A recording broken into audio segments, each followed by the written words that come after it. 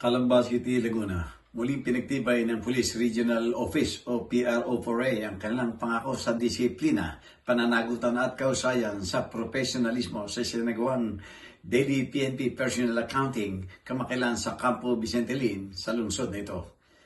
Pinangunahan ng Regional Investigation and Detective Management Division.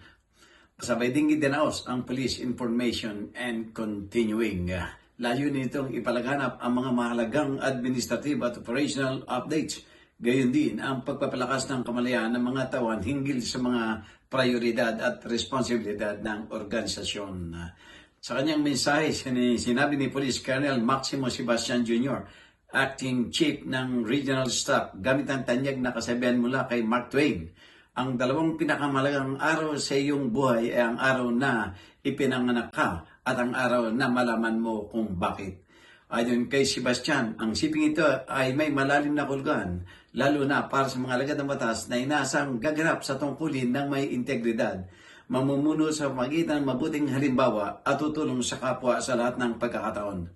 Ang mga ranggo at posisyon ay pansamantala lamang, ngunit ang epekto ng isang buhay na nakatuon sa paglilingkod, karangalan at karakter ay mananatili kahit natapos na ang panunungkulan ng isang tao, sabi pa niya.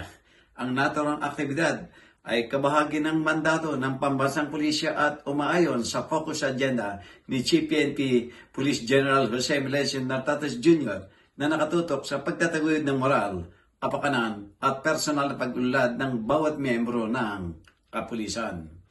Para sa journalnews.com.ph, Jojo Cesar Magsumbol, People's Tonight.